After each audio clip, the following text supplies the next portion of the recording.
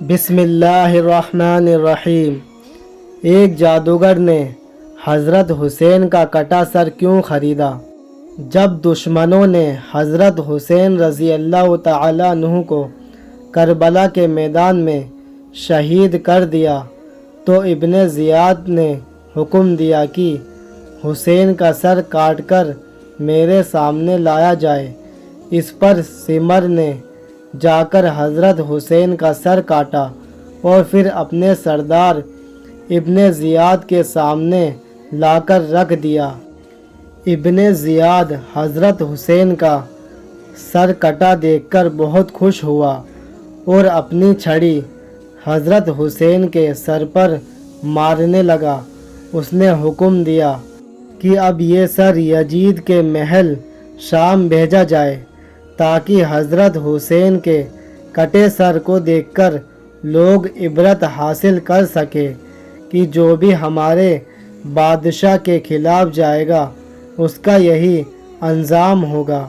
کوفہ شہر سے شام شہر بہت دور تھا، اس لیے جب سپاہی حضرت حسین رضی اللہ تعالیٰ عنہ کے کٹے سر کو لے کر یزید کے پاس شام جا رہے تھے تو انہوں نے حضرت حسین کے سر کو ایک لکڑی کے صندوق میں رکھ لیا اور پھر اسے لے کر چل دیے۔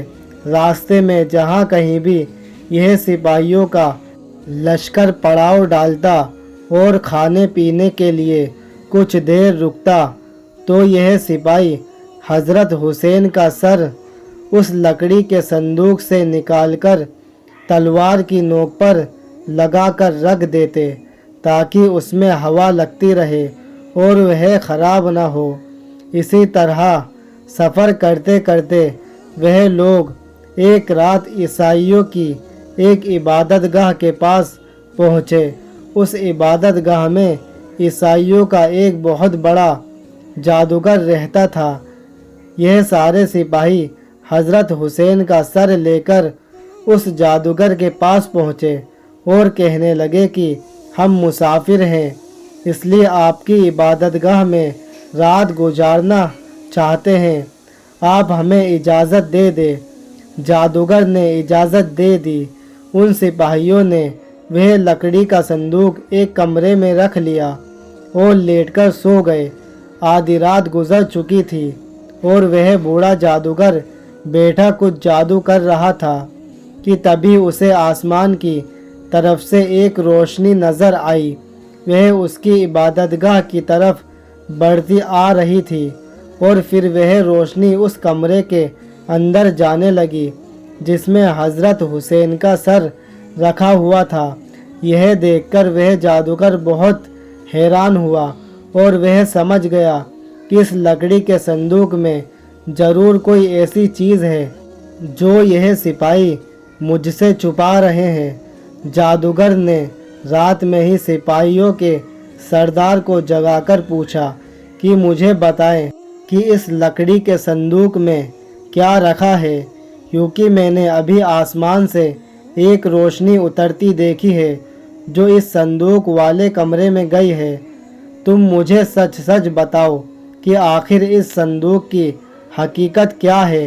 سپاہیوں نے اس بوڑھے جادوگر کو سب کچھ بتا دیا کہ صندوق میں محمد صلی اللہ علیہ وسلم کے نواسے حضرت حسین کا سر ہے۔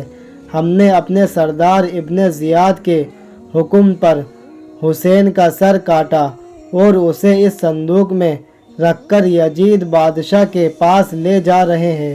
یہ سن کر اس جادوگر نے کہا، ارے ظالموں، تمہیں شرم نہیں آتی کہ تم اپنے ہی نبی کے گھر والوں کو قتل کر رہے ہو؟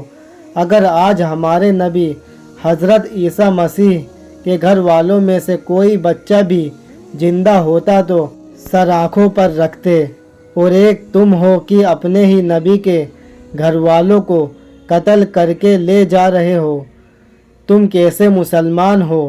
پھر اس جادوگر نے سپاہیوں کے سردار سے کہا کہ میرے پاس 10,000 سونے کی اشرفیہ رکھی ہے، تم وہ اشرفیہ مجھ سے لے لو اور آج رات کے لیے مجھے حضرت حسین کا سر دے دو۔